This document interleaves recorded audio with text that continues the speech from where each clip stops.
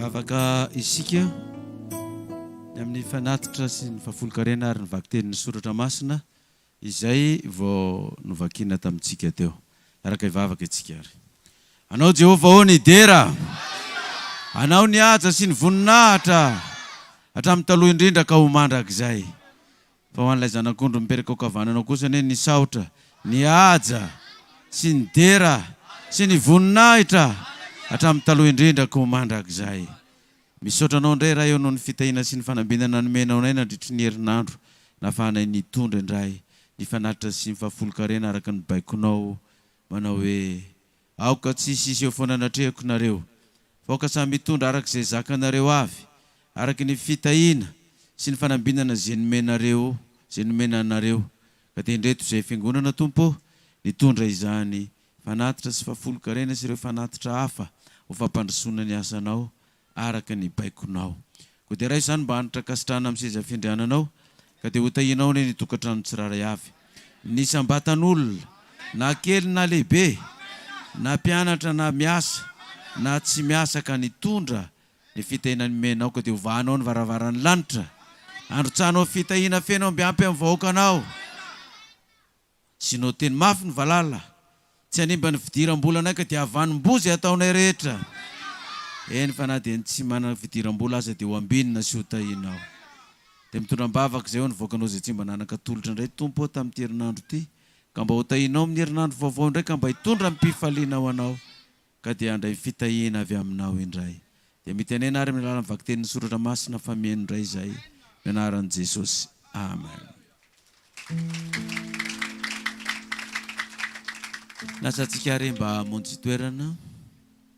Amin'ny anaran'i Jesosy Kristy, ilay maty nilevona nitsangana araka ny soratra masina, no hiarabana antsika fiangonana paroasy Ambohimalaza. Eto Ambohimanga kely tsika no manao ny fanompoam-pivavahana. Tonga maro be eto tsika. Any tena marina dia fa miangeza, mialehibe ny fiangonana nefa dia mbola tsy omby ato tsika, fa dia misy ny sasany any ivelany any. Koa dia manonona ny fiadanan'ny Tompo amintsika paroasy Ambohimanga kely. So atsika voakan'Andriamanitra rehetra izay manaraka izao fandarana izao. Miaraba atsika voakan'Andriamanitra rehetra ary isaorana ny Tompo mbola velona sy maty voamanaina atsika, afaka tamin'ny loza rehetra tamin'ny lalana izay nandehanantsika ireny, afaka tamin'ny fahavalo ihany koa, fa misy tamin'ireny loza ireny aza dia tsy navelan'Andriamanitra ho hitan'ny masontsika fa navily lalana itsika, ka dia niala maina avokoa ny asan'ny devoly sy ny asan'ny maizina izay saika nisy ratsy atsika rehetra. Dia natratra ny sabata atsika. Dia manao kokoa ny fiangonana rehetra izay manaraka ny fandarana, na ato amin'ny radio, na amin'ny tele, na amin'ny FB, na eto Madagasikara na any ampitan-dranomasina, fa mba nangataka kokoa spesialy zareo any an-dapany, any Ambody Angezoka any, izay manaraka ny fandarana ty. Anara-tanàna zany Ambody Angezoka izany. Ary efa tany tamin'iny faritra iny, commune Ambody Angezoka iny. Kokoa nareo Ambody Angezoka manaraka amin'ny FB zany ny fandarana. Fa nafaraparany mihitsy tandremo sodin'ny pastera, fa tena miandry zay. Fa dia ho raikitra ndray ngamba ny kokoa isaky ny sabata, fa dia mandeha tsikelikely izy ity, fa dia anjarany Ambody Angezoka ny androany izany. Dia tsika jirony afatra. Famidinana kely fotsiny tamin'ny heriny. Mbola naverin'ny Kristy foana ilay tokony hananany fiangonana inona. Fanetre tena naverina. Ary izay no lazain'ny Paoly ato amin'ny vakitentsika ato amin'ny Filipianina ato. Filipianina 3 andininy voalohany. Fakitsika vetivety ny Filipianina 3 andininy voalohany. Farany ry rahalahy mifalia ao amin'ny Tompo, tsy manahirana ny manoratra teniny averina fa mahatsara anareo izany. Tsy manahirana ny manoratra teny averina fa mahatsara anareo izany. Misy afatra miverimberina foana hatramin'izay. Farantsika foana fa ina moa le afatra miverimberina. Andeha Kristy amboatra fitoerana ho atsika, ary raha andeha izy dia mbola ninona indray? mbola ho avy indray andray atsika ka izay misy azy no isy atsika. Vetivety foana dia hitanareo fa vetivety foana tsy hitanareo fa mahatsara anareo ny fialako. Fa raha tsy handeha dia tsy ho avy aty aminareo ny mpananatra. Rehefa ho avy izy dia mpahafantarareo ny zavatra rehetra, ena dia ny zavatra ho avy ary. Dia naverimberina foana zay dia nomena indray ny toetra tokony hainantsika. Na ny fomba fiteny, na ny fomba fitafy, na ny fomba fietsika ao am-piangonana, ny firaisam-po, ny firaisan-tsaina, ny firaisana hevitra, tsy manao na inona mifampiandany, na mandrandrany tena foana amin'ny zavatra tsisy dikany, fa samy mba mihevitra ny namany. Za zao dia ohatrany mitady andrango tena koa, tonga teto tsy nahita manga tsony amin'le ohatran'ny taramasoandro, fa lasa fotsy daholo, fa lasa pitipitikorana sisa le manga tato amin'ny fon'ny ambomanga kely. Dia saika nandrany tena tamin'io ahoana ko ary lasa tsy misy tsony ny manga ato andamosiko ato. Fa mino fa amin'ny 2025 dia hiverina eto indray le manga, fa tsy ny fotsy ihany sisa no eto ambomanga kely. Nefa nareo fa ambomanga kely dia nataon'zareo kely tokoa le manga. Mino fa tsy hevitra avy amin'ny président io, fa ny Dorcas mpanaon'io zao no nampanaon'io zavatra io ohatran'io. Ianareo zao no tokony ho feno inona ato amin'ny tanàna? Feno loko manga, satria tsy hanomora manga fa eto ambomanga kely. Ka ohatrany tsy mifanaraka amin'le anara-tanàna mihitsy, nefa mba misy manga ihany nge reny. Reny mba misy manga ihany. Ny aty amin'ny any fa tsy lasa aty aloha zany. Fa angamba mambomanga kely dia natao kely fotsiny le eto aloha. Fa mieriny aho ho betsaka amin'izay ny manga anareo aty amin'ny any, fa mety ho avy tapoka aty tsy ampoizina indray dia jery izay zavatra zay. Ka dia eo anareo Dorcasy, tsy anareo diakona manao ny décoration ovay fa aza atao kely ny manga, fa manjary ho kely eto daholo, kely aizana eto daholo tsika ny farany raha zao ny toy. Ka dia avelantsika ihany fa manatsy manahirana any manoratra tena verina fa mahatsara anareo ny izany teny averina izany. Ka iroso aritsika amin'ny afatra, andehantsika akary amin'ny tantaran'ny Elisa.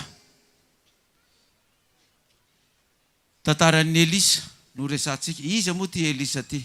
Aloha jerevantsika vetivety ary oviana ny atombon'ny tantarany tato amin'ny Baiboly.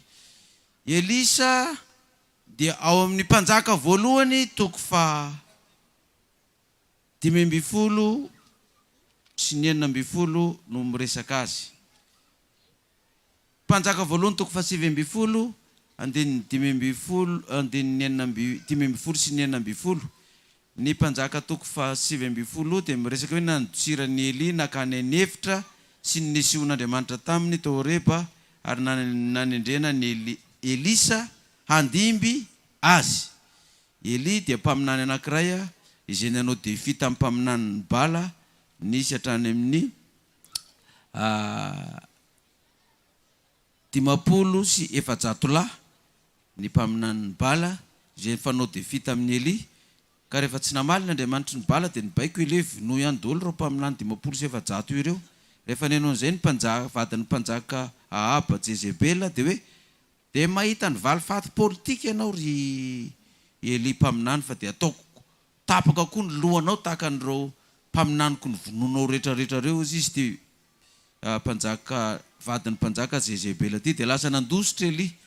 Nandeha 40 andro sy 40 alina izy nandeha tongotra nandositra, dia tany anatin'ny tendrombohitra tany izy no niaona tamin'i Jehova. Dia zao nolazain'i Jehova taminy ao amin'ny andininy 15 sy 19 mpanjaka voalohany.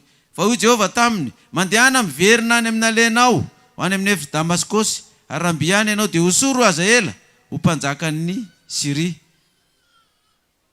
Ary Jeo zanaky Nimsi dia hosory ho mpanjakan'ny Israely. Ary Elisa zanaky Safata avy any Abela Meola dia hosory mpaminany andimby anao. Andininy 20 sy 20.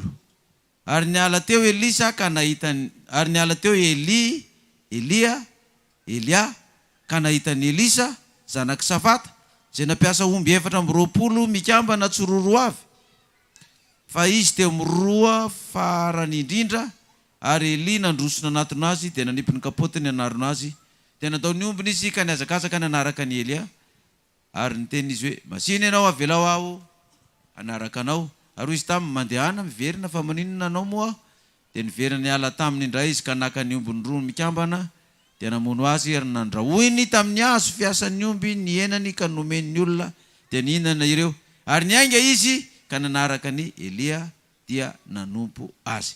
Zay zany ny vinny Elisa mpaminany ity baikony Jehova tany amin'ny Eli manao hoe osory Elisa o mpaminany andimby anao rehefa any aoriana any izany.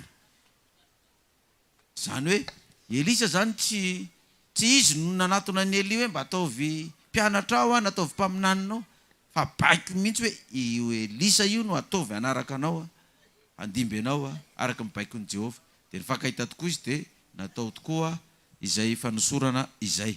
Dia ahoana ary zany fandehan'ny tantaran'ny Eli sy Elisa izany na Eliazy itsona azy. Miditra tsika mpanjaka faharoa toko faharoa eo ny fandehan'ny tantara. Tonga ny fotoana raha ny lohatena hoe napakarana ny Elia ho any an-danitra sy ny fahagagana voalohany nataon'ny Elisa. Efa tonga ny fotoana zany fa tsy maintsy hiakatra any an-danitra amin'izay himpaminany Eli. Dia misy lesona kely raisitsika aloha atao amin'ny toko faharoa ato ty manomboka ny andeniny voalohany sy ny faharoa zany nitondrantsika ny resaka. Ary noho ny efa hampakariny Jehova ho any an-danitra amin'ny tafio-drivotra Elia dia niara nandeha avy tany Gilgala izy Elisa ary hoy Eli tamin'ny Elisa masiny ianao mijanona eto fa Jehova efa naniraka hatrany Betely. Fa hoy Elisa raha velona koa Jehova ary raha velona koa ny ainao tsy andaonao mihitsy aho. Eo zany ny voalohany miteny zany Eli mandana amin'izay anao mikisaka rifa za andeha ho any Betela. Dia ozy izy Elisa raha velona koa Jehova za dia tsy andaonao mihitsy naiza misy ianao tsy andaonao mihitsy ay ve ozy izy Eli. Eo zany ny voalohany teny izy. Andiny faevana indray ary Eli tamin'ny masina ianao ry Elisa mijanona eto fa Jehova efa naniraka ho any Jeriko. Fa Elisa raha velona koa Jehova raha velona koa ny ainao tsy andaonao mihitsy aho. Ka dia tonga tany Jeriko izy. Janona amin'izay ianao fa mbola lavitra ny dialeko sao dia reraka ianao. Za mbola ho any Jeriko. Janona ianao eto fa ianao ne mpianatra foana. Fandrony na ino kidona na ino kiatra za tsy ala aminao mihitsy. Naiza andananao dia anaraka anao andininy fahenina ary hoy Eli taminy masina ianao mijanona eto fa Jehova efa naniraka ho any Jordana. Fa hoy Elisa raha velona koa Jehova raha velona koa ny ainao tsy andaonao mihitsy fa ny telony zany zay. Intelo zany Eli no nanilika ny Elisa hoe oak'izay mijanona amin'izay anao fa ampy zay. Fa intelo koa izy niteny hoe tsy hiala aminao naiza leanao fa dia anaraka anao foana. Naiza leanao dia anaraka anao foana. Ay ozy izy Eli. Dia toy izandray ary ny resaka zany. Andininy fasivy. Andininy favalo mako azavady. Ary Eli nandray ny kapotiny ka namalona azy dia nikapoka ny rano ary nisaraka roa ny rano dia nihita tamin'ny tany maina izy roa lahy teo amin'ny ranony Jordana zany. Ary noho efa tafita izy roa lahy dia hoy Eli tamin'ny Elisa angatao zay ataoko anao dia tsy mbola misaraka aminao ary aho. Hoy Elisa masina ianao aoka ny anjarandroa mifananao mba ho aho. Fa hoy izy sarotra ny nangatahnao kanefa raha mahita misaraka aminao ianao dia hoanao ihany zany fa raha tsy izany kosa dia tsy hoanao izany. Tsy maintsy andeha amin'izay za fa zao angatao zay tianao fa omeko anao na inona na inona. Marina momba amin'izao andro zao tsika misy olona miteny zany hoe manana fahefana nome izay zavatra tiantsika angatahana dia samy manana ny tiany angatahana daholo. Raha mpianatra izy ataovy afaka CP raha maka CP izy, ataovy afaka BPC, ataovy afaka baka, ataovy mahazo lisansa, ataovy mahazo doctorat, za mba ataovy ministre, za mba ataovy député, za mba ataovy ben'ny tanàna, za mba ataovy chauffeur na taxi be. za omeo tany anaovako fiangonana eo Mbomanga kely. Za omeo tany mba anaovako trano. Za mba omeo minibus anaovako taxi be. Za mba omeo scooter anaovako taxi moto. Fa misy tanora tonga ao amina foana mangataka moto anaovako taxi moto. Dia efa nameko indray mpandeha izy dia nangalariny mpangalatra verina fa nirondray izy. Omeo indray aho izy. Ho ratsy ty hoa. Ndre mandeha tsy miverina ihany ny fetin'ny ankizy. Dia samy mangataka daholo. Sasany ndray mba meo vady tena endry tsy mba vady maditra, tsy vady mamilava, tsy misorotoka, tsy mifoka rongony, vady tsy mampirafy. Dia nisy olona nandefa mesazy nasehon'ny olona anazy, rehefa ngety mesazy atao amin'ny MP ty tovavy tsara tarehy zay. Hoe tena za mba mitady vady sady tsy misorotoka, tsy mifoka sigara, tsy mampirafy. Fa nisy olona tato amintsika tonga dia nanamaly, mety amiko be io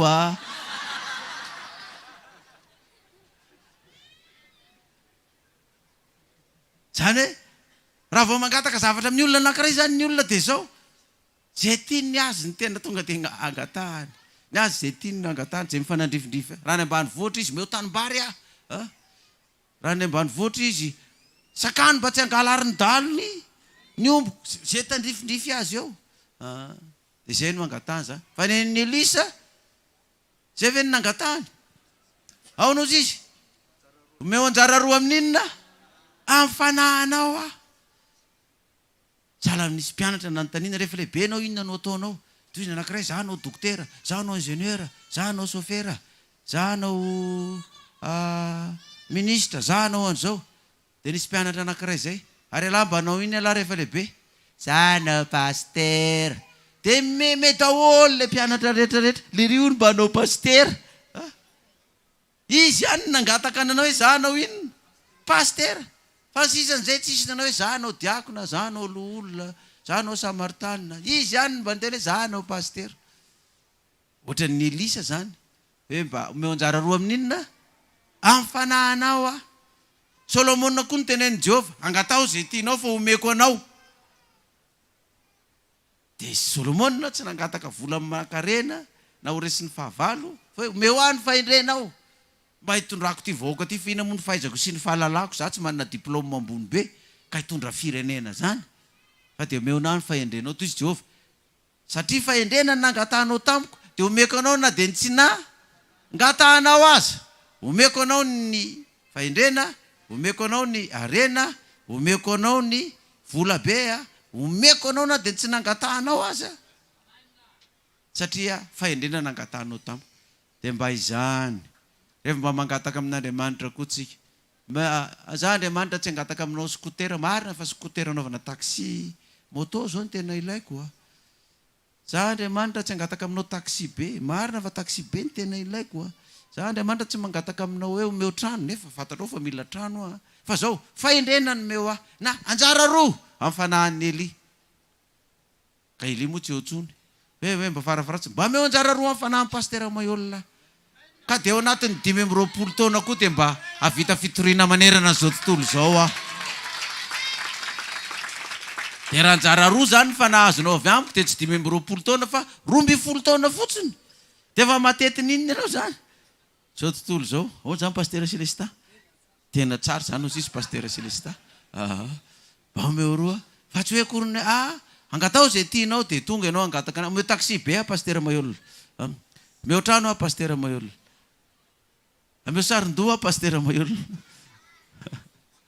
Omeo teny pasteur Mahiolona. Meo fahendrena. Meo anjara roa amin'ny fanahan'ny Elisa. Dia hitan'ny Elisa ny akaran'ny Eli tany an-danitra. Misy kalesa ohatran'ny sareo reny io, dia misy soavaly anankiroa mitarika. Dia Elisa mitazona le Eli mitazona le le ohatran'le koveta be barika be iny eo zany. Dia mitazona an'iny izy. Dia misy pneu anankiroa ato. Dia misy soavaly anankiroa anankiray mitarika ery. Dia tonga dia niakatra teo Eli. Dia hitan'ny Elisa vadika afo amin'izay le izy tonga dia vetivety tonga dia ndoatra indreny le fusée Apollo reny. tonga dia niakatra miaraka amin'ny afo ny volony Elia amin'izany le fotsifotsy lava be lava be makany mihitsy. Makany arina daholo le volony fotsy lava be ny lamba nitsoka makany daholo satria mafy be le vitesiny. Dia ozy izy Elisa hoe rikako hitako ny kalesa tonga dia tsy hitantsony.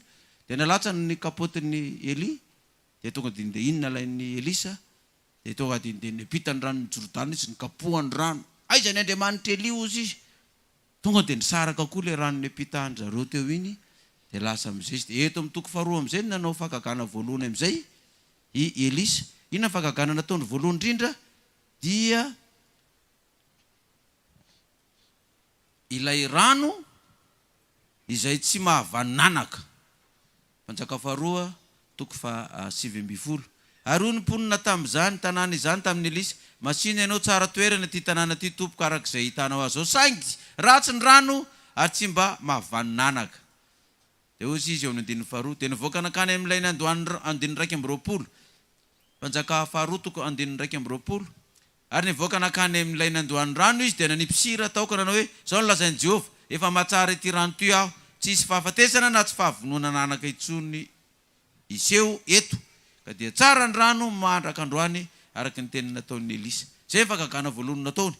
Tonga dia rano, misy rano mitina avy any zany dia izay misotro ny rano io zany ny vehivavy rehetrarehetra ao tanàna hatramin'izay tsy mety mahazo zaza mihitsy. Na dia mikofokofoka tahaka ninona zany raim-pianakaviana, tsy rikitro ny lohalikany fa tsy mety mahazo zaza mihitsy. Tsy mety mahazo zaza mihitsy. Ny raim-pianakaviana moa ny lamosina dia efa mangana mihitsy. Nefa dia tsy mety mahazo zaza. Misotro an'io rano io, ny olona tsy malala hoe io rano io ny sotroina. Dia za koa mampirisika antsika any amin'ny toerana ambany voatra tsirairay avy any ireny fatsakana sy sisa rano mandeha ireny. Ivavao tondrao rano hafa na reny loha rano ahatsakatsika ireny. Ivavao ilay rano dia ararao ao, asivo sira ilay rano dia ararao amin'ilay loha ranontsika ireny. Fa raha misy olona nisy ody ao mba tsy havananaka io loha rano io, na nisy olona nisy ody ao mba tsy hambinina amin'izay ataonao, fa asianao rano iny miaraka amin'ny sira, tonga dia mahavanona amin'izay ataonao rehetrarehetra io rano sotroinao io. Aleloia! Dia manaraka an'izay, rehefa avy eo mbola nisy reto tanora tovolahy kely be tabe reto rehefa nitany Elia niakatra avy any koa dia zao nataony zalahy le boiboy kely reo amin'ny andininy 4:20 hoe ary nitojotra izy ka andininy 3:20 ary niakatra avy teo izy ka hakany Betely ary no niakatra teny an-dalana izy dia indreo nisy ankizy lahy madinika nivoaka avy tao tanàna ka nanakora azy hoe miakara ary lesola or lesola jerengeny tapindony le ry magmirapiratra be mihitsy tratra ny taninandro hoe izy altiny lesola altiny or lesola. Dia sady tapaka ny tsinay daholo ankizy tanora kely, ankizy kely be tabe tovolahy kely reny dia sasany misiosiko lesola. Dia tonga avy any koa ny ankizy lahy sasany vizy zany lesola alty miala andray lesola. Tsy sola ato amin'ny tanàna ato nandray ary. Tonga dia lesola. Tezitra koa i Elisa hoe tena ino koa reto ankizy kely any, ozony koa reto. Vao nozonina amin'izay tonga avy any amin'izay le bera le orsa zany tonga dia ro ankizy rehetrarehetra reo niazaka zany iny io bera io orsa iny nirangorangotiny daholo ny lamosiny, ny feny, ny tarehiny, ny lohany. Mama vonjeo hoe maty. Tsy mety zany reny manevateva olon-dehibe reny sy ny manivaiva olon-dehibe reny. Rehefa sola izy dia aza atao hoe iny le sola fa tao iny ray aman-dreny iny le sola fanaovana azy. Fa tsy tonga dia iny le sola tsy mety zany. Iny ray aman-dreny ajaina le sola. Fa mahita loza rakizy reny le tsy manaja ray aman-dreny reny tonga dia niviravaray amin'ny biby mihitsy. Ka andeha roa jerevantsika daholo ny fagagana nataon'ny Elisa. Tsy ho tantaraina daholo reto fa tsotratra. Fa ao amin'ny andininy 4 toko 4 mako hoe ny nampitomboin'ny Elisa ny diloilon'ilay vehivavy matyvady. Fagagana nataony nanaraka koa zany. Toko 4 ao ihany ny andininy 9 ny amin'ilay vehivavy Sonenita sy ny zanany. Tsy nanan-janaka koa ty ramatoa ty dia nivavahan'ny Elisa dia niteraka. Rehefa avy eo maty ny zanany dia natsangan'ny Elisa tamin'ny maty indray le zanany. Toko 4 andininy 7:30 nanatsaran'ny Elisa ilay hanina saika nafaty sy nampitombony mofo 20 avoky ny olona 100 lahy. Andininy toko 5 nasitranana namana sy nampijaliana ny Gehaza noho ny ratsy nataony boky namana dia nakany amin'ny mpanjaka n'Israely dia hozy izy Elisa hoe fa somakaty izy fa misy mpaminany Jehova ty afaka manasitrana azy dia nasiana ny joboka atao anaty rano impito i namana dia nivoaka avy eo izy sitrana ny bokany. Toko 9 ny nampitsikafona ny Elisa ilay le famaky latsaka tany anaty rano.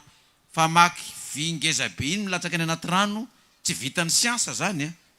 Fa tonga dia vavahany fotsiny dia iny le famaky ny tsikafona avy any na tsipiny hazo dia tonga dia niditra tao anatin'le ino moa lazana n'le taon'le famaky zany.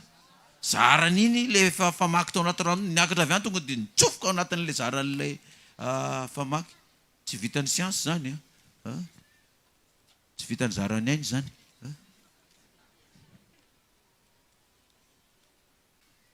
Mpanjaka faharoa toko 9 manomboka ny 14 tsika. Ny nataon'ny Elisa tamin'ny siny mosary mafy tany Samaria. Ary rehefa afaka izany a Beniadada mpanjaka ny Siria namorony miaramila ndrendra dia niakatra ka nanao fahirano any Samaria. Dia nisy mosary mafy tany Samaria fa indro nanao fahirano azy ireo mandrapatonga ny loam-boriky ho lafo sekely 80 sy ny taim-boro malala apa-efatra ny kapa ho sekely 10.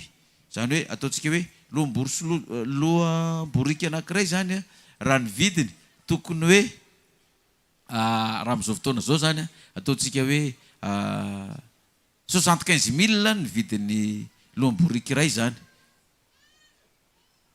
Dia kanefany a io 75,000 io lasa fois 80 lasa 80 zany. Zany hoe lasa ataontsika hoe fois 10 zany e. Lasa 750,000 le izy niakatra fois 10 ny vidim-piainana zany. Dia takan'izay koa ny taim-boro malala apa-efatra ny kapa ho sekely 10. Taim-boro malala zany mety hoe atsasaky ny kapa zany ataontsika hoe mety hoe 1000 francs ny vidiny dia lasa 25,000 ny vidiny. Dia tena sahirana mihitsy ny olona tonga ny mosary. Keren'ny olona zany ohatran'izao iainantsika amin'izao. Raha nitsangatsangana teny ambonin'ny manta ny mpanjaka n'Israely dia nisy vehivavy nitaraina taminy vonjeo ary mpanjaka tomoko ary hoe mpanjaka raha tsy vonjen'i Jehova ianao aiza no amonjeko anao amin'izao keresy izao mosary sy anohanana zao amin'ny famolaina va sa amin'ny famaiza-mboloboka. Ary io koa ny mpanjaka taminy inona ary no alahelinao e. Raha vehivavy namaly hoe hoy ty vehivavy ty tamiko aiza ny zanakao hohanitsika an'io ary ny zanako kosa hohanitsika rapitso ka dia nandrahoanay ny zanako ka nohaninay ary noho ny ampitso io dia hoy zaho aiza kosa ny zanakao hohanitsika kanjo na feniny azy. Noho nandre ny tenindra vehivavy ny mpanjaka dia nandritra ny fitafiny ary nitsangana teny ambony manda izy ka hitan'ny olona fa indro lamba fisaonany nataony manolokotra. Dia hoy izy ataon'Andriamanitra amiko ane zany eny mihoatra noho izany aza raha tsy ho tapahana anio ny lohan'ny Elisa zanaky Safata. Lisa-paminany zany. Noho ny tena fahasahiranana zany dia mamono zanaka ny olona dia iny ny andrahoana hohanina satria tsisy tsony no hohanina. Dia mifanaraka hoe ny anahy zany no vonoana androany dia ny andry rapitso vonono ny andry androany fa ny ahy vonoana rapitso. Dia niara-ninana tao izy mirahavavy zany le zanan'le anankiray. Mafy be nay zany. Tonga amin'izay ny apitso anjarany anankiray indray vonoana ho sakafo rapitso. Efa nafeniny ny zanany. Efa nalefana any ambany voatra any Ambohimanga kely any ny zanany. Nefa zareo mipetraka ary amin'ny 67 hectare. Nafeniny any ny zanany ny Ambohimanga kely. Kivy le mpanjaka gravy teo izy. Tena mafy tena manana teo. I Elisa iny natin'izao fa tabako ny lohany iny tsy avelako velona iny. Tena ny zavatra nitranga ary ao anatin'izany fiainana krizy be zany. Tonga tany amin'ny Elisa ny afatra. Dia iny nataon'ny Elisa. Toko 7 andininy voalohany. Fa io kosa Elisa mihaino ny teny Jehova ianareo. Zao no lazain'i Jehova. Raha pitso toy izao dia sekely ray ny vidiny koba tsara toto eran'ny famarana. Ary sekely ray koa ny vidiny vary ordea indro ny famarana eo ambavadin'ny Samaria. Dia andao ary ataontsika ohatra amin'ny andro iainantsika amin'izao fotoana zao. Ohatra inona ny vidiny vary ray gony amin'izao fotoana zao? 2 alina sy ray hetsy 120,000 francs zany. 120,000 francs zany a. Ary iza ny mba 120,000 ariary sy 100,000 francs zany. 600,000 francs zany a ny kilaony ny gonim-bary dia ny lafarinina ohatriny zay mampiasa lafarinina ohatriny 850 francs 850 000 francs ny goniny lafarinina. Nalalako ny goniny lafarinina io voalohany tamin'izany araka tamin'ny namako reny misy bavaka ato amintsika izy mpanao paty jaune dia ny vidin'ny ray gony tamin'izany 17 500 francs tamin'ny taona 1982 81 82 83 17 500 ny goniny lafarinina. Zao izy efa 800 000 dia tamin'izany ny vidin'ny vary ray gony koa dia teo amin'ny 17 000 teo koa ny vidin'ny vary ray gony. Zao izy 600 000 tamin'ny 1980 zany efa 10 taona tateoriana zany. Dia takitak zao zany ny tenin'ny Elisa amin'izao fiainana crise vidim-piainana miakatra dia miakatra zao raha pitso toy zao ny vidin'ny vary ray gony dia tsy ho 600 000 francs intsony na 120 000 ariary fa dia iverina 17 000.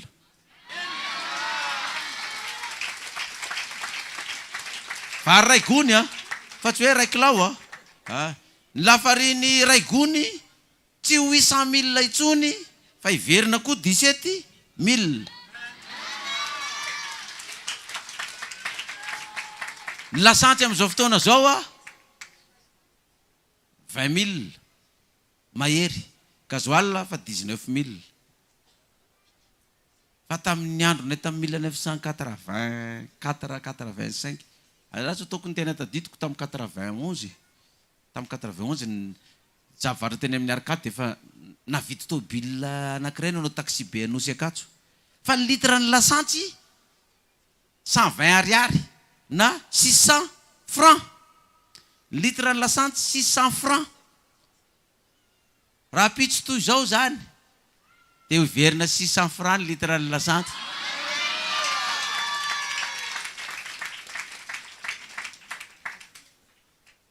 Dia natsaroko voalohany indrindra ny vidina tôbila vaovao tamin'ny andron'ny première république reny 404 double VT mivoaka garazy 200 000 ny vidiny 200 000 francs 40 000 ariary zany dia ny DC voatsy ny 4L 80 000 75 000 ny vaovao tamin'izany tamin'ny taona firy zany tany amin'ny taona 1966 67 65 tany hoany matadidiny tsara zany tsara ngamba i pasteur Célestin. Ianao moa teraka tamin'ny 1900 firy 46 tamin'ny 1946 hitanao tsara mihitsy zany zany ny vidiny.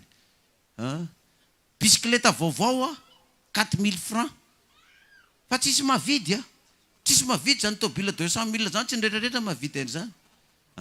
Dia raha ndao ataontsika hoe 4 amin'izao fotoana zao vidinao 600 millions no mora indrindra. Raha pitso toy zao dia 150 millions ny vidiananao ny vaovao.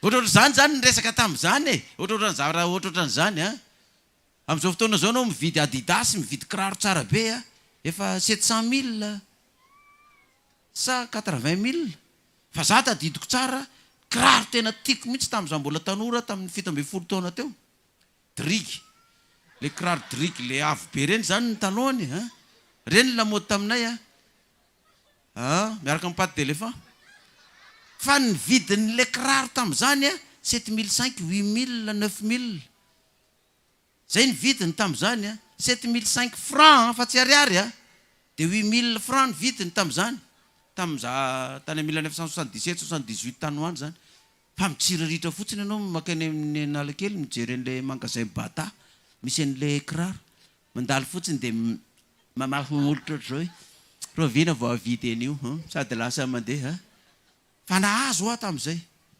Ka raha ny Adidas amin'izao fotoana zao vidinao vaovao vidinao 800 000 1 200 000 no verina 9 000 indray ny vidiny tsisy kiraro tsony eny Analakely na ny fripo fa tonga dia lany daholo.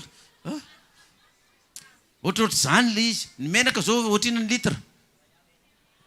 Atao hoe ray alina. Fa natsirovako tena voalohany indrindra ny litra menaka. Ohatrina ozy izy nareo. 120 francs. 120 francs. 120 francs ny litra ny ray. Ny vidin'ny ray litatra. Ary natsirovako tena voalohany ohatrina ny kilao ny vary ariary 5. Nahitany zany ny pasteur Celestin. I dokotera nahitany zany. Zana tsara tena voalohany ariary 5. Fa mandeha metsena ianao 30 ny vola hoentina metsena. Mahazo vary, mahazo loka, mahazo fangarony, mahazo tongolo. Fa mbola mahazo jinjany ariary 2. Mbola kako ariary 2. Satria diko varitra le voatabia sy tongolo. Ariary ny tokony voatabia, ariary 2 ny tokony voatabia le mba tsaratsara reny. Tonga dia mbola mahazo ariary 2 jinjany. Satria zany arahana metsena tamin'izany. Eritreretinareo amin'izany ny fiainana tamin'izany. Fa zao izy aiza. Dia zany ny tenenin'ny Elisa raha pitso toy izao dia zany no hitanareo. Ka nanao amen moa le olona tato. Ankova izy le rangahy-mpiambina ny tanàna tato dia ataoko amen ko raha tsy vendra na ino an'izany ozy izy. Dia zao nataon'le rangahy eo miverina antsika mpanjaka faharoa toko fahaenina. Andinin'ny faharoa toko fahafito andinin'ny faharoa. Mpanjaka faharoa toko fahafito andinin'ny faharoa. Ary namaly ilay lehilahin'Andriamanitra ilay mpanafika malaza zay nitena ny mpanjaka tamin'ny tanany ka nanao hoe indro na dia anao varavarakely amin'ny lanitra aza ve Jehova dia izy zany zavatra izany. Va hoy Elisa, indro hitan'ny masonao indrindra izany nefa tsy mba hinananao. Tena normal be ny tenity le mpiandry vavady ny tenany mpanjaka ity. Olona akaiky ny mpanjaka zany no nahenon'le izy. Na dia izy varavarana misokatra aveo lanitra ity dia ho rapitso verina 600 litra ny lasantsy. Ny gasoil zany 400 francs. 600 francs. Dia na dia sokatra ve ivaravarana lanitra ity dia io kilao ny vary efa 10 000 mahery io dia iverina 125 francs ny kilao. Na dia sokatra ve varavarana lanitra io dia tôbila 4x4 vidinao fa 600 millions dia ho vidinao ndray 150 millions amin'izao fotoana zao. Tsy olona miredirety. Mandrebirebi saim-bahoaka fotsiny. Mpamita vahoaka fotsiny ty mpaminany Elisa ty. Aiza nisy zany tsy mpaminany mahampiresaka fotsiny. Mpaminany manenjika discothèque ihany angamba io na manao kabare arisy ty sy ny sisa fa tsisy inona zany raha ka nidondrona sy nivendrana ny azonao fitahana amin'izany. Mana disy lanitra tsoka raha ve dia hitranga zany. Dia mitenitenenana zany tokoa anao amin'izao fotoana zao dia midira radio anao amin'ny TV Police na ry amin'ny ana dia raha pitso toy izao dia ho sisany kilao ny vary sy ny olona olona maninona io. Olona vono sainy io. Le solo io. Teniteny fahatany. Ay anisy eza. Ina ny zavatra nitranga ary. Nisy boka folo lahy teo tanàna teo. Boka tsy mahazo miditra ao tanàna. Dia inona ny zavatra nataony reto boka reto. Nataony Sirianina fairano ny tanànan'ny Samaria. Ao fa tsy sakafo zany mampitonga ny olona nahandro zanaka. Nandrahonina ny zanaka satria tsisy hohanina intsony. Dia misy boka folo lahy eo ivelan'ny manda eo zany. Boka efadamako azavady. Eo ivelan'ny manda eo tsy afaka miditra. Fa dia eo ivelany eo fotsiny. Tsisy hohanina eo ivelany eo tsisy afaka miditra hinan-kanina ao anatiny eo koa fa tsisy intsony. Dia izy raha hoe andaontsika rangaha ozy izy ao any amin'ny tompony Siriana any dia raha maty tsika dia maty ngataka sakafo. Fa raha tsy maty moa tsika dia mba mahazo sakafo. Tao arozy izy efa da. Satria janona eto tsika ho faty. Hiditra ao tanàna tsika tsy tafiditra. Akary tsika ho vonony fa samy ho faty any andao akany rangaha. Lasa izy efa dana andeha nakany amin'ny tompony Siriana tao. Siriana zany izy anao fairano efa nitondra sakafo mandritry ny heritaona na 3 taona. Nitondra menaka, nitondra sira, nitondra poavra, nitondra ny vary rehetrarehetra, nitondra ny fitafy anaovana mandritry ny heritaona, savony, kolgaty, brosy nify, fanalana volombava, fa noentina daholo satria anao fairano. Zay zavatra ilaina amin'ny fiainana andavanandro zany dia efa noentiny zareo daholo mba tsy hampijaly azy zany. Rehefa nandeha izy efa da nandeha tany amin'ny andro alina iny.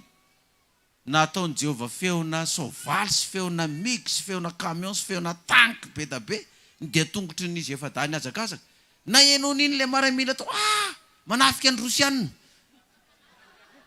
tena tanky ny rosianina zany attention mon ami miala ny missile ny rosianina maty Ukraine potika ny tanàna nitsoka nandositra daholo ny olona tao Ukraine rivatra ny lefa nakany Polonia nakany Frantsa nakany Allemagne nakany amin'ny manodidina rehetrarehetra tonga reto boka folona reto tonga tao amin'le toerana jerevany soavaly mipetraka mifatotra mitady mijanona eo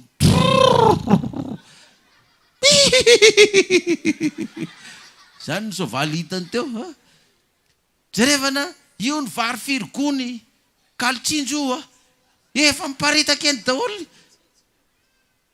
ny kalitsinjo dina daholo moa lazana anazy iny tosika afameno efa eny atokotany rehetrarehetra eny miavosa be mihitsy le vary am'izany niditra tao anatin'ny tanty izy efa da jerevany tsisy olona nandray azy jerevany misy peratra volamena nalainy daholo loza volamena lasa nakabata vary ray gony de nakare misisisiny ery de nitazataza ao ampina tsy hita zay tondrana azy tsy ho ampina ty efa tsy zaka ino natao amin'ny farany tena ananatsika tsiny ty fandoranga ao an-tanànatsika de tenenina le maramila mpiambina hoe tena tany an-tanin'ny Siriana zay fa tsisy ninona tsony fa lasa nandositra daholo izy menakafy fa andao any fa tena misy sakafo vary kalitsinjo sy atosika fameno enjana be mihitsy eo fa andao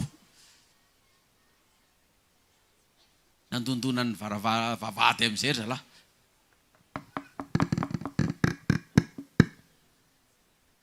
izy le maramila le mpiambina to nakisany le varavarakely am'le vavady be ny jerevany izy mandondona zany jerevany le boka folona andana teneny ny mpanjaka fa nilefa daholo ny Siriana fa ao ny kalitsinjo ao ny tosika fameno andana teneny ny mpanjaka fa nilefa daholo ny Siriana tena mora ao daholo zany laza koa le maramila de naplaza tany amin'ny mpanjaka tany hoe zany ny vaovao toy izy le mpanjaka tandremo fitaka be zany mody mikitsakitsaka lavidavitra any reo de andrasany tsika ivoaka de ataon'ny lelapitanao reo vary kalitsinjo sy ny namandraoko ka raha vao mivoaka tsika efa nahoana re tonga de isafelena very ambadika ery dira ny tanàna vonony any evelany any daholo tsika fa azo tandremo so aza manao an'izany de izy le maramila conseil-le mpanjaka to tena fa mafy any ty Kristy président fa tena mijaly be fa manina raha mba lefa ihany aloha ny maramila misy mijery kely any aloha hoe tena marina ve zany sa ahoany de raha maty any moa de fa maty any nalefa tokoa le maramila nijery tany very tena marina ny tenin'ireo boka reo fa tsisy olona tsony eo zany ve andao ry olona ray tanàna lasa daholo ny olona ray tanàna rehetrarehetra de le maramila le tena ny mpanjaka le nilaza hoe na de izy varavarany lanitra hipotra ve de isy zany gareny izy to mba vady tao koa izy zany na ianao ny lisy to mba vady tao de iza rehefa nytena izy indray reto boka reto fa nifindrany fanany lisa indray ngamba reto ka itena hoe sakafo be any fa izy koa nisy an'izany nyrona daholo ny olona tao tanàna tao ny fanisika daholo ny voaka ny kianjany mamasina io zany vavady nefa kely le maramila ny andro teo vo hitsakitsaka tao ngarainy iarina tsy tafarina fa zay mandalo de manitsaka manditsaka ny vavony tapaka ny kotiny tapaka ny tongony tapaka ny sofiny ny ala paritaka ny nifiny maty teo ngarainy ny olona tonga avy any manao milololo vary kalitsinjo sy tosika fameno avy amin'ny coliseum daholo ny olona avy any lasa mandeha mody nitondra sady nisy menaka nisy inona nody ngarainy maty teo de tateraka mihitsy zany le lazainy lisam-paminany ho hitany masinao zany fa tsy nananao ka tsika miresaka an'izany de misy olona miteny hoe miredirety adaladala io fa zavatra tsy hain'olombelo zany fa hain'izy ka raha tsy mihinao n'izany ianao de ho hitany masinao koa zany fa tsy hinananao satria Elisa koa efa eo himpaminany Elisa ny tenen'izany de tonga amitsika koa zany amen tonga amitsika koa zany efa nandeha foana ny afatra hatramin'izay fa ataon'Andriamanitra farahitiny zay mahantra mihitsy ty firenetsika ty mba atateraka ny tenin'ny Elisa mpaminany ho an'izay tsy mino hoe ho hitany masinao zany fa tsy hinananao amen tadio tsara ary zany zay tsy nangataka vola be na trano na 4x4 na scooter anaovana taxi moto i Elisa tamin'ny Eli fa inona nangatahany meo anjara roa amin'inona amfananao dia mba ataovy koa zany mba mangatah koa meo anjara roa amfananao ry Elisa ry pastera Moyola mba anaovako ny asanao koa fa na dia tsy nangatanao ry dia ataonao anao izy omeny anao na dia ny tsy nangatahanao mba etrereto amintsika ianao hoe za zany mbola tsy teny amintsika loolona fa tao hoe misy pastera fotsiny voaositra mavita manao ny asa ohatrany nataoko tandritsy ny 5 taona na pastera tsy voaositra na evangelistra na missionnaire na pré-missionnaire na loolona na asa fitoriana mahavitany zany satria nahazo anjara roa tamin'ny fanako havitan'izany asa zany tonga dia Madagasikara ray manontolo zany lasa inona daholo zany lasa poka daholo zany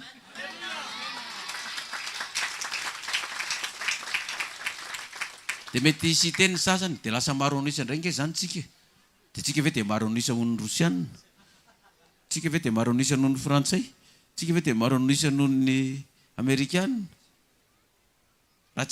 mba tsy ilazako iny sinoa fa zany le izy zany daholo tsika hijeriny amin'i Jesosy indray ary Matio 2:20 fa mandeha be ty fotoana antsika ty ry zareo mahasosotra mihitsy ko ilay fotoana niakaran'i Jesosy tany Jerosalema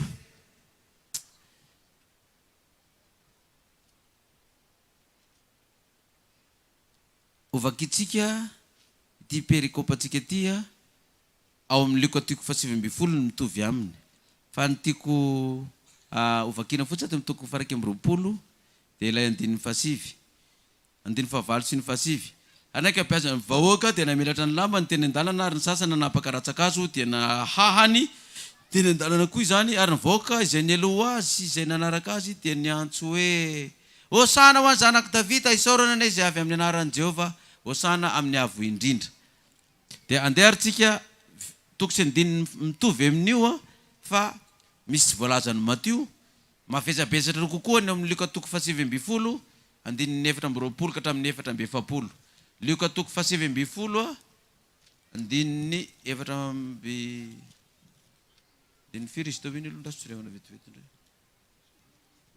Luka 7:20 andininy 7:20 hatramin'ny 4:70 itonga dia io ny vakitsika zany hitondrantsika ny resaka niakaran'i Jesosy tany Jerosalema raha ihany ireo zany fa ty tsaratsara kokoa izy ato raha nanakaiky any Betifaga sy Betania teo toerim-bohitra atao hoe Oliva izy dia naniraka 2 lahy tany amin'ny mpianatra ka nanao hoe makanesa amin'ireo vohitra tandrifinareo iroa ary raha vao miditra ao ianareo dia izy zanaboriky mifatotra ho hitanareo zay tsy mbola nitengenan'olona vao izy ka eto aty ary raha misy manontany anareo hoe nahoana ny vahanareo io dia zao no lazainareo hoe misy raha nalany tompo azy ary no nandeha reo ny rana dia nahita arak'izay nolazainy ary namany zanaboriky izy dia hoy ny tompony taminy nahoana ny vahanareo ny zanaboriky ary hoy izy misy raha analany tompo azy dia nitondra azy ho any amin'i Jesosy izy ary nametraka ny lambany teo ambony zanaboriky ka nampitaingenany azy Jesosy janontsika eo zany zanaboriky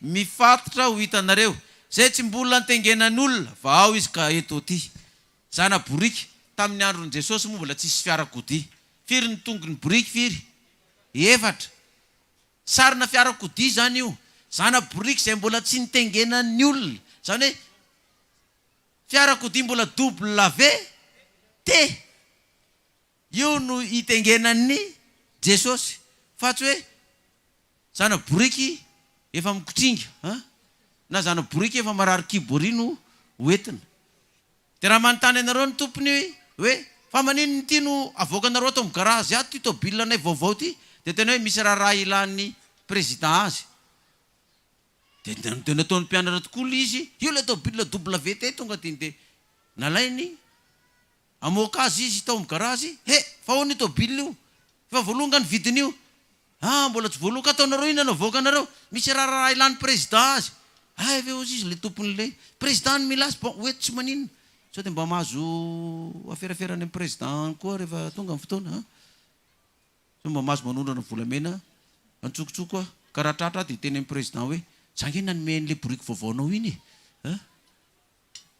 danalay dia tonga tokola izy dia nomenany Jesosy président namenana azy ny zanaboriky dia rehefa inona ny zavatra nitranga andininy 4:30 Ary raha nandeha Jesosy dia namelatra ny lambany teny an-dalana izy ireo. Rehefa nandeha Jesosy tamin'iny tômôbila vaovao WT iny dia ny olona zany namelatra tapi.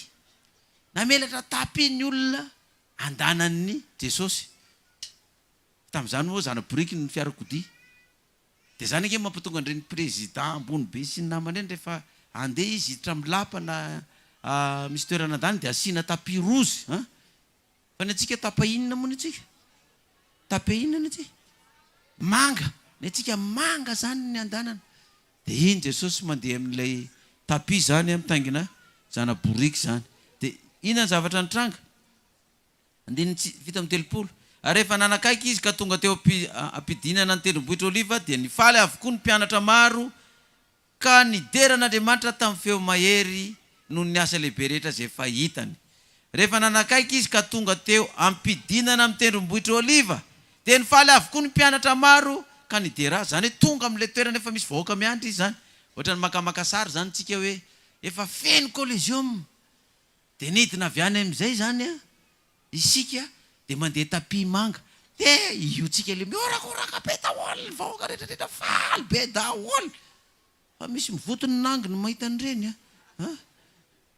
Tsy mazaka ny Jesosy midina amin'ilay tendrombohitra amelaran'ny olona inona? Tapi. Igny ataon'i Jesosy izay nataon'ny olona tamiko izy dia ataon'ny olona aminareo koa izy. Dia namelarana tapi zany izy. Orakoraka fety tsisy ohatran'izany. Anao moa ilay hira ilay hoe lehilahy mahery tompony hery Jeso. 9:30.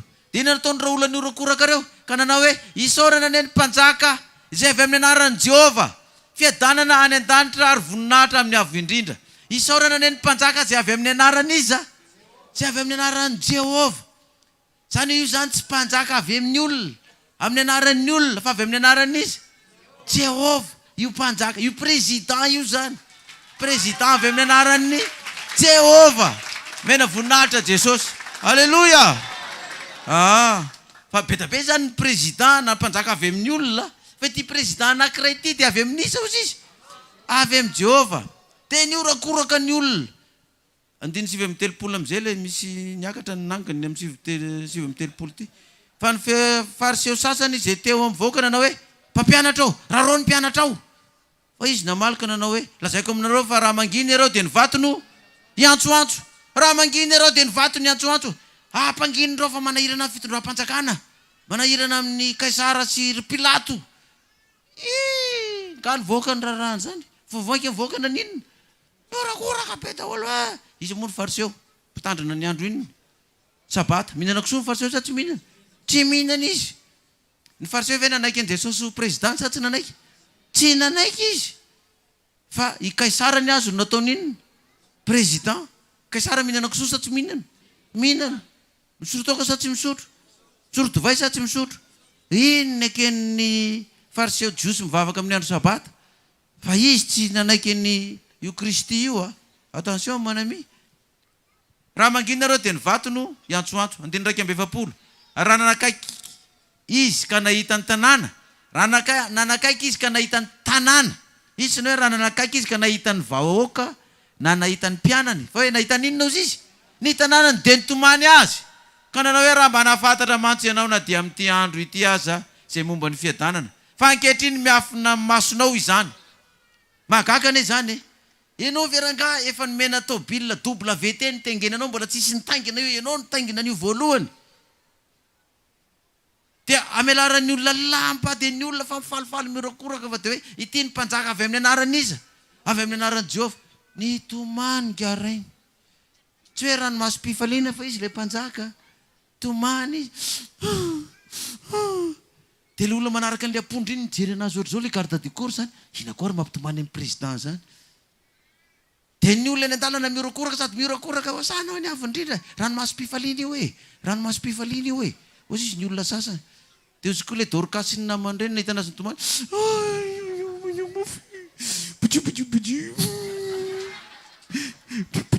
Tomany Jesosy, tomany président. Ataoko reto hitomany. Mahagaga ane zany. Ianao veranga olona efa ho asandratra ho mpanjaka ho président zany, ina indray no hitomaninao. Indroa Jesosy no voalaza amin'ny baiboly ato fa nitomany. Teo ny ray dia ny ray ary tamin'inona nampitomany an'i Jesosy? Tamin'ny Lazarosy naninona? Tamin'ny Lazarosy maty. Teo koa izy ny voalaza hoe nitomany Jesosy. Zany hoe Jesosy zany tsy dia be koretaka. Fa indroa ihany izy nitomany tamin'ny fiainany. Tsy ohatra antsika be koretaka reto, vao misy anina kely dia efa vao miady amin'ny vady kely dia efa vao misaraka kely dia efa misara-pandriana fotsiny dia efa be koretaka zany ireo olona. Za koa taloha be koretaka koa rehefa mitoro teny, fa fay amin'izao. Tsy mitomany intsony amin'izao. Tsemboka fotsiny afa tsy mitomany. Izy Jesosy andininy fa 12. Raha mba nafantatra mantsy ianao na dia amin'ity andro ity aza ny momba ny fiadanana. Fa ankehitriny miafina amin'ny masonao zany. Reto vahoaka be da be. Ray tanànareo zany le tanàna anankiray, le firenena anankiray andanan'io zany. Dia mahita ny Jesosy mitaingina soavaly eo fa ny sasany montomonto fotsiny, sasany mangarika, sasany tsy miraharaha akory. Fa zay pomban'ny président Jesosy ihany zany miorakoraka sy mifalifaly eo. Io ihany fa ny sasany mes 8 eo e. 8 eo rapitsy dia 600 kilo amin'ny vary. 8 eo dia rapitsy dia 600 kilo ny litre ny lasantsy. 8 eo e. Karaha tsy viendra ny ohatr' zany. Zany nataon'le olona sasany.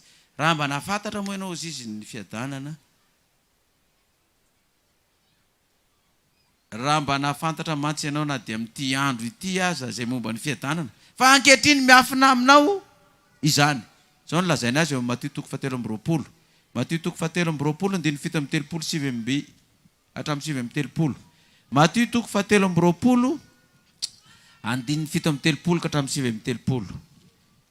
Zao no lazain'i Jesosy azy. Le olona atao amin'le tanàna, ataontsika hoe ndao raisina exemple zany ity Madagasikara ity zany. Andiny 7:30. Ity zany le Jerusalema. Le Jerusalema zay mamono ny mpaminany sy mitorabato zay rahana aminao.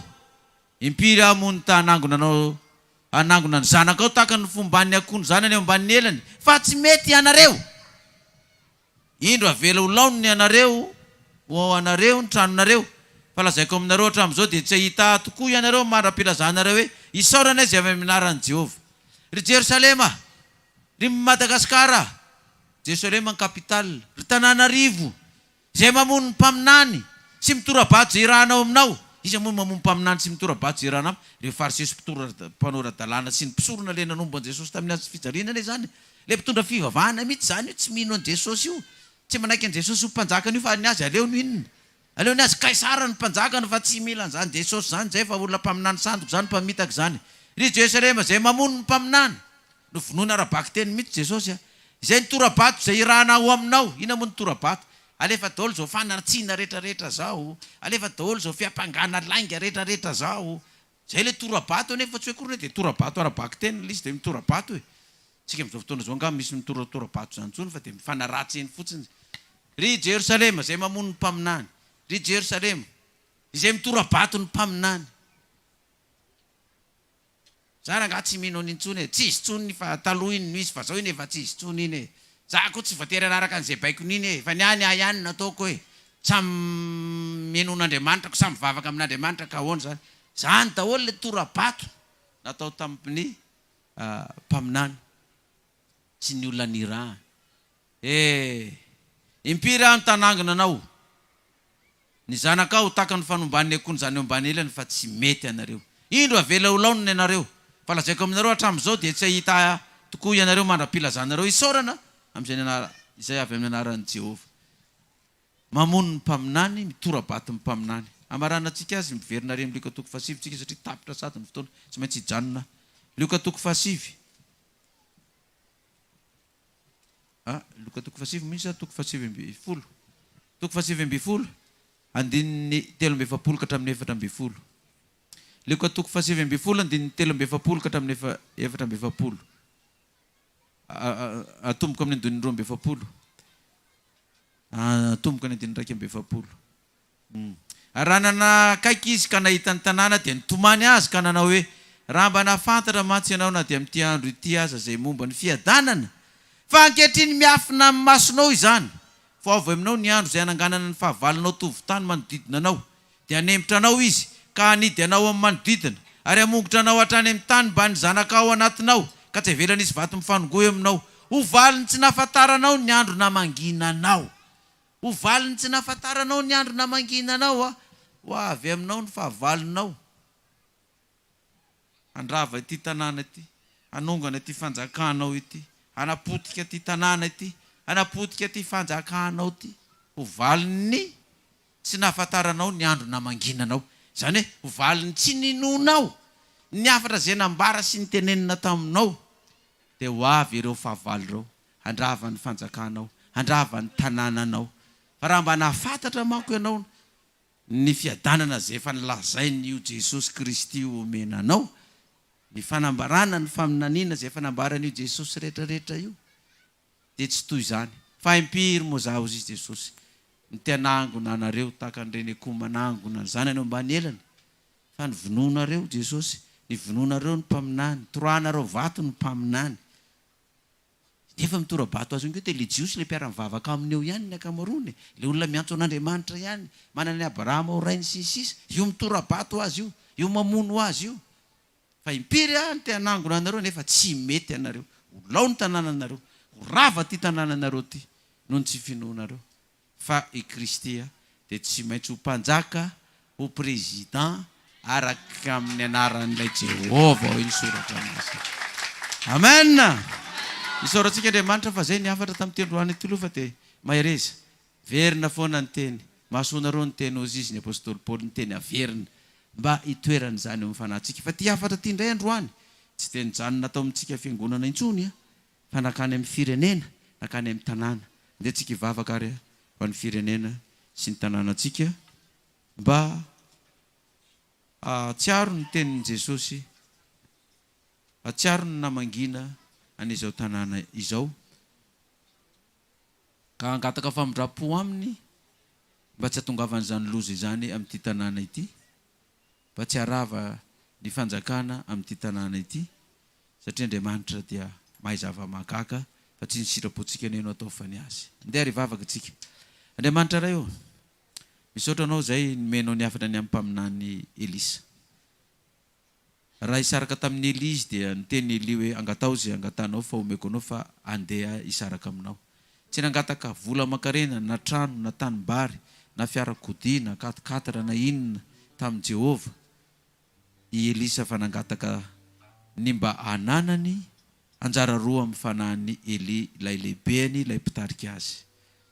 Dia azony tokoa izany tompo satria tsy arena sy voninahitra na horesin'ny fahavalony nangatahany tahaka ny Solomona. Fa ny fahendrena ny anjara roa amin'ny fanahiny Elisa. Misaoranao koa izay tompo ny hafatra izay nomenao anay tamin'ny alalan'i Jesosy Kristy. Izay taingina zana-boriky izay mbola tsisy nitaingina ka namelaran'ny olona ny lambany sy ny ravikazo rehetra tamin'ny lalana. Niderahan'ny olona sy nanomezana voninahitra azy hoe hoasanao amin'ny avo indrindra. Hoasanao an'ilay zanak'i Davida. Ka nanao hoe isaorana aneny mpanjaka. Isaorana aneny président izay avy amin'ny anaran'i Jehova. Fiadanana any an-danitra ary voninahitra amin'ny avo indrindra. Nefa tompo na dia teo azy izany rehetra izany dia nitomany Jesosy satria ilay tanàna izay misy azy, ilay firenena izay misy azy dia tsy mba nahafantatra tamin'izany andro izany ny momba ny fiadanana satria niafina tamin'ny masony izany. Ka dia tonga ny fahavalony nandrava sy nanongana izany fanjakana izany ho valiny tsy nahafantarany ny andro namangina azy. Ianao tompo malala ny amin'ny firenena malagasy io. Fa dia ianao ne ianao zava-mahagaga eto. Ka dia be da be ny mandatsa sy mitora-bato sy mamono mpaminany. Ny manao hoe na dia isy varavarana misokatra aza ny lanitra dia isy ve izany. Dia aokany ny tenin'ny soratra masina no tanteraka hoe ho hitany masinao izany fa tsy hinananao. Amin'ny anaran'i Jesosy nanaovana izay angatana izany vavaka izany. Ho azy anie ny dera sy ny voninahitra mandrakizay. Alleluia. Amen. Manasa antsika ary mba hamonjy toerana. Isaoran'Andriamanitra amin'ny hafatra izay nomena antsika tamin'ity sabata ity ka dia mba ahita tokoa ny masontsika sady hinana isika. Amen. Amen. dia manao velomo mandra-piaona antsika rehetrarehetra indray manao kokoa atsika totokantrano ato manaraka ny FB ny Youtube sy ny radio televiziona amin'ny hafatra azy norenesitsika androany ka mba ho hitan'ny masontsika tokoa na izany ilay mpanjaka izay avy amin'ny anaran'i Jehova ka ahitany fiainana miova dia miova izay tsy nion'ny olona. Bye bye, kokoa daholo tsika rehetrarehetra amin'ny manaraka indray.